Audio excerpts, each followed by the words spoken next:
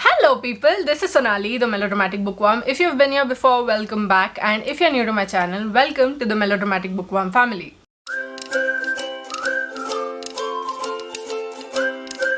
I'm here today with a list of books that I want to reread. You know that as bookworms, we love rereading our favorite books. Plus, as book hoarders, we love buying more books, but then again, we have issues with choosing which book to read. So what do?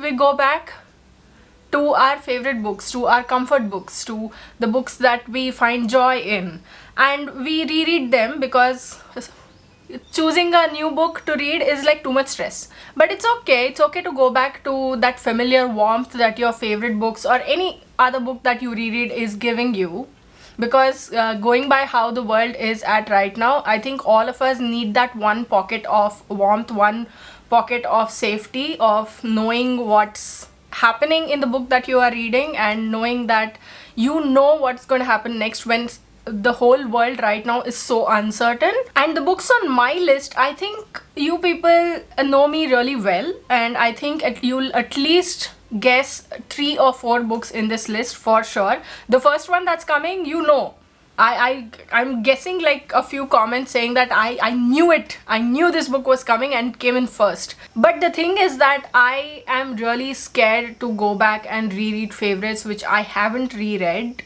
once already, because I have the fear that what if I hate the book or the second time around, or even if I mildly dislike it, I will be like, oh god, my whole life has been a lie. Even in rereads, you're taking a small sort of a chance because you don't want the image of your favorites to be tarnished. But I must tell you that not all of these books are my absolute favorites. I just feel that some of them are on this list because they are so important as well. And you know that some books, despite being important, they don't make their way onto our favorites list. It's not a this and this situation over here. We are just acknowledging the importance of these books. But without any further ado, let's dive right into this video and let me share with you all the books, the 10 books that I really want to reread. A quick reminder, if you'd like to buy any of the books mentioned in this video, then please use my Amazon affiliate links in the description box below. It would be of immense help to me. The first book on this list is one that I was talking about that you might have already guessed before this even started, but that book is The Midnight Library by Matt Haig. This is a book that's so close to my heart. If you've been following my channel for a while, you will see that I won't shut up about this book. This book is one of my favorites of all time, and this made me feel so many things because of the issues, the topics that it talks about. This is about Nora Seed, who I'm getting emotional just thinking about it, but this is the story of Nora Seed, who is depressed and anxious, and she wants to commit suicide. And there comes a point, situation in her life, things happen when she is pushed to over that brink, that last barrier, and she does it. So, and now she is hanging between life and death, and between life and death there is this Midnight Library where you have a whole list or a whole catalog of all the lives that Nora could have lived had she taken different decisions. And to see Nora go through it all, and to see Matt Haig talking about regrets and life decisions and what it takes to re-evaluate your life and make your further decisions on that is what this book is about. And this is one book that I really want to reread the physical copy of also, but right now I'm listening to it on Audible as well. The audiobook is narrated by Carey Mulligan and she's done a fantabulous job at it, and I'm just like, how many times can a book break you? And I'm finding out it's numerous number of times. That didn't even make sense. This is one such book that I hold so close to my heart that I could reread infinite number of times and feel the exact same things, because at one point in this book, when I was listening to Carey Mulligan telling me the story, I was like, I cried. I didn't regret starting the audiobook, but it's just that all those familiar feelings were bubbling up within me. And I live for those emotions. I live for those tears. Makes me sound like a masochist, but that's who I am. This is who I am. I love crying at books, and I love clutching books and saying, yeah, you are so good to me. Yeah, that's what I am. The second book that I would love to reread, which I also bought an audiobook for very recently, is The House in the Cerulean Sea by T.J. Klune, and this is such a phenomenally warm book. It made me feel all the things. I don't want to repeat myself, but this is such a warm book which is full of feelings, of emotions, of happiness, of joy, of longing, and I love this book to no end, and I cannot wait to reread it. This is the story of Linus Baker, who works, I'm looking for the department, who is a caseworker in the department in charge of magical youth, and he does assignments where he is supposed to find out if the children, magical youth children, are safe or not. And now he is sent to an orphanage on a Cerulean Sea because the department heads thought that he would be the best fit because he's always been so detached from his work, and that's what is required in a caseworker. But when he gets there, things start tumbling over, and now the caretaker of that orphanage, Arthur Parnassus, and the 6 kids living over there are just about to change Linus's life. And this is, oh my god, this is so cute.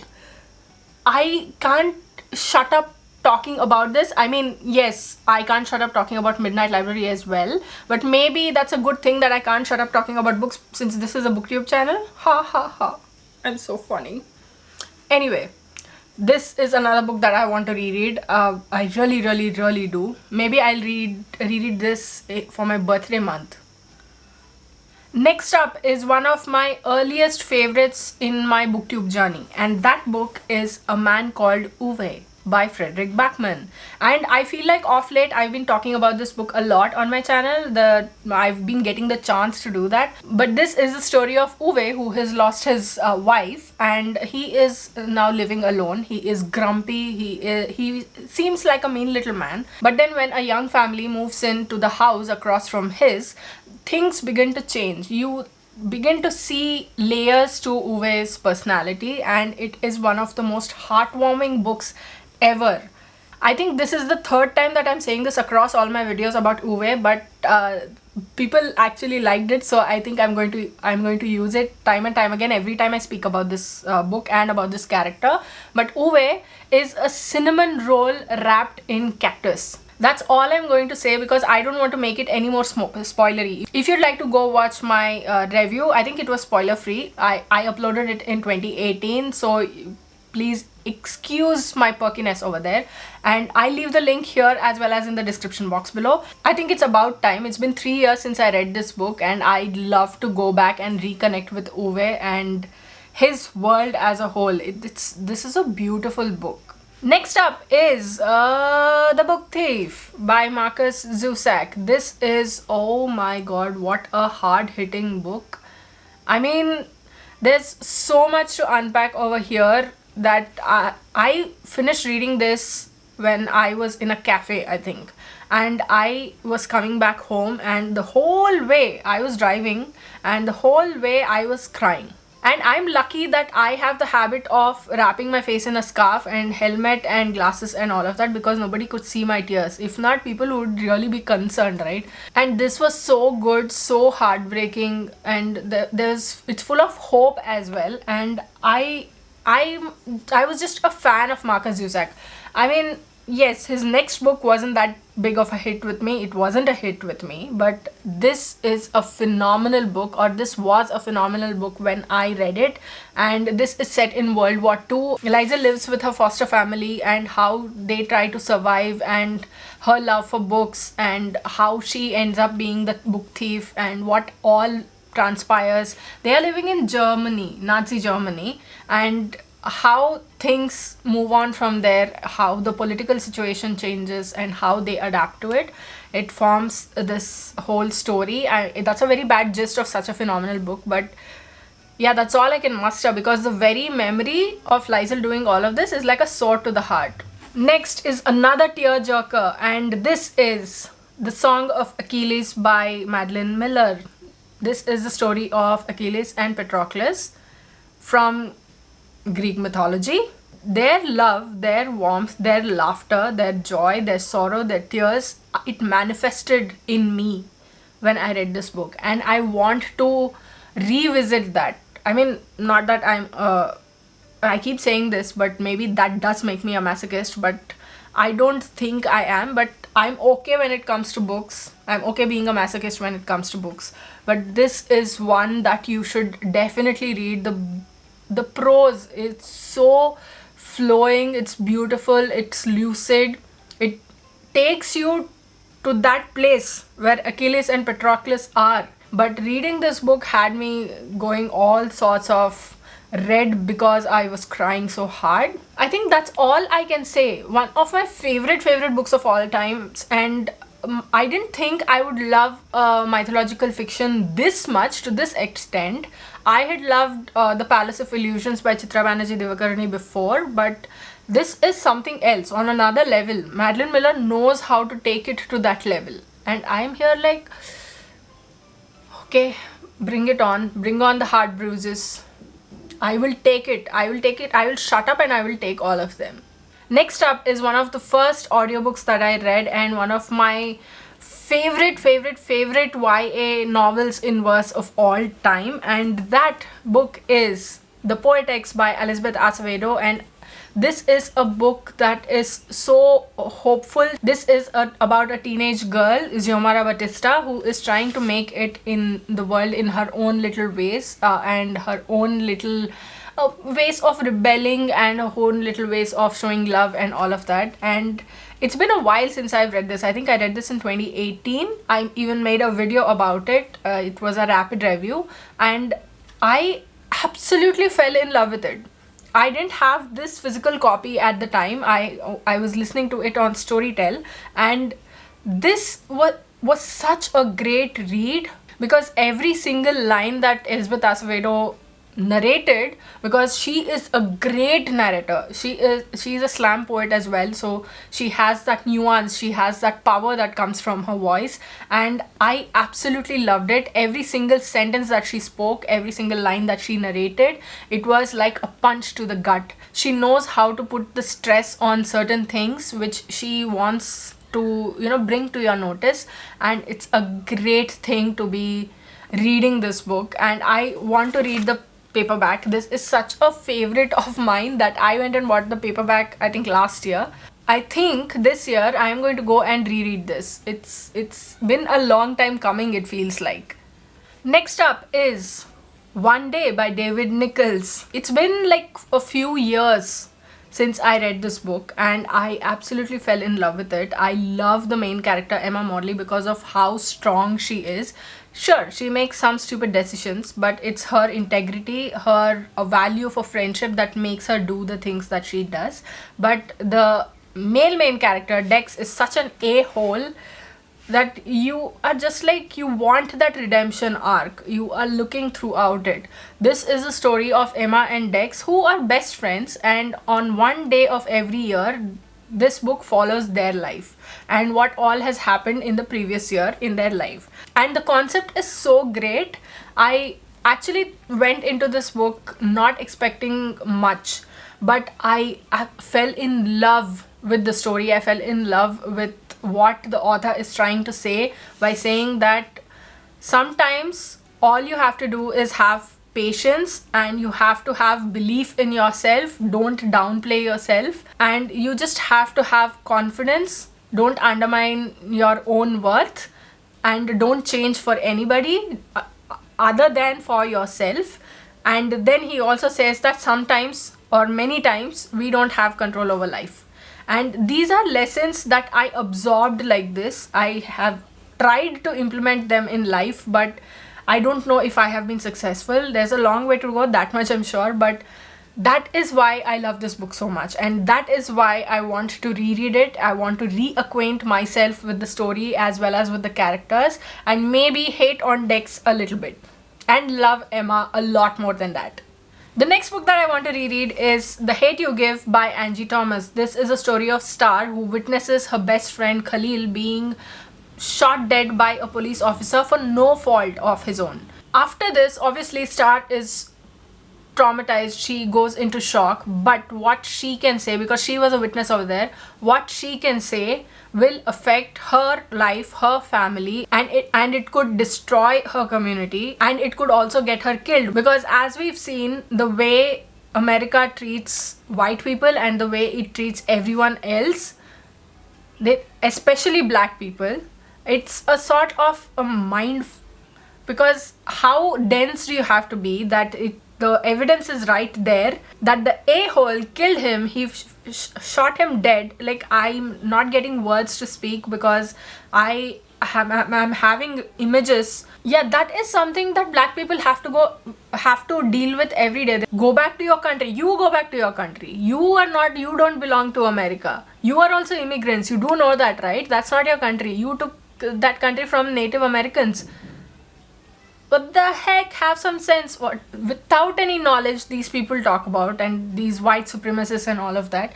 Angie Thomas said in a Twitter post that she is going to stop talking about The Hate U Give because it's a painful subject for her, and it's painful subject for black people to have to educate everyone about these issues.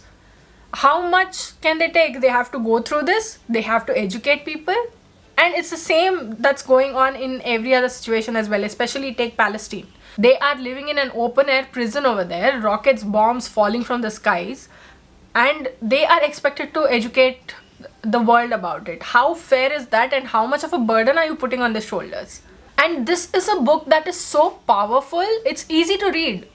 The language is very easy to read. I think I finished this in 2 days. I don't remember exactly, but 2 days I finished this in, and it blew my mind. Next up is another Matt Haig book, and you'll see why I want to read it just by the title, and that is Reasons to Stay Alive. This is such a phenomenal book. I don't know. I think this is Matt Haig's best work apart from The Midnight Library. That is my favorite of Matt Haig's books, obviously. And this is a book in which he talks about his own experiences going through life and how he came back from the brink of suicide. At age 24, he considered committing suicide, and he lists out all the reasons in a very easygoing, understanding, beautiful manner that will pull at you. It will make you feel understood, and that is something that Matt Haig does in every one of his books, it feels like. And that is why I love this book so much. I mean, this is not something that I would say is one of my favorite books of all time, but it's a great book. It was very important to me when I read it, and it is very important to me now. So I feel like, given what's going on in the world, a reread of this is pending, and I just need someone to assure me that my life, my living has reason.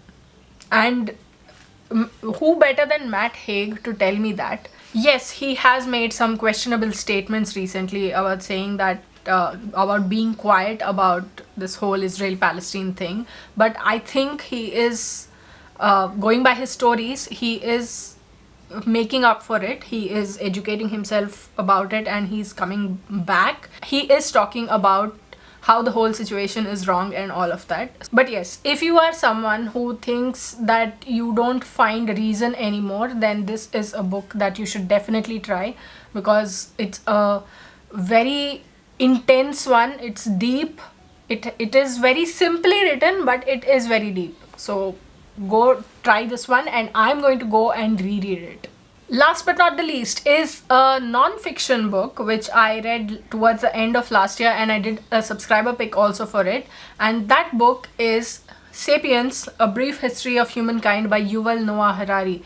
This is a book that is so I don't know, dense with information. It takes us through the prehistoric times, and ever since evolution started, since man evolved on Earth, he appeared on Earth, and he just goes through the centuries, through the millennia like this. It's like blinking through the years. And I was like, okay, this is too fast going for me. I will have to reread this if I want to retain any of the information that this book is giving me. And I thought I would read it earlier this year in January or February, but I was not able to do that. A lot of things happened, a lot of circumstances also changed and all of that. But Yes, I would love to reread this book, especially with the audiobook going, and I think that if that's the case, then I will be able to absorb more. Sometimes all we need to absorb a certain book is to reread it again. I mean, that should not be the case, but some people are like that, and we do need rereads to better understand what the author is trying to say and what the book is all about. But what I do remember is that the author makes such great points in this book that I was like, hold on, I think I've got it. But I not got it, and I'm going to reread it. I don't know when, because I haven't set a timeline for all these rereads, but I will definitely reread this. So those were the 10 books that I really want to reread. Which of these have you read? Which ones did you like? Which ones did you not like? Which ones are on your TBR? Which ones are on your wish list? Which ones do you want to go buy? And what do you think of this video in general? Let me know in the comments below. I'd love to hear from you. Another quick reminder, if you'd like to buy any of these books, then please use my Amazon affiliate links in the description box below. It would be of immense help to me. Additionally, if you'd like bonus content and other member perks, then please do consider becoming a channel member. The link to becoming a channel member will be in the description box below, and you can also become one by clicking on the join button on my channel page. If you like this video, please like it and share it to spread the word. And if you like my content and would like to see more from me, don't forget to hit subscribe and click on the bell icon beside the subscribe button to get notified as and when I post new videos. Thanks for watching. I'll see you in the next video. Until next time, keep reading, keep watching, and add melodrama to your life.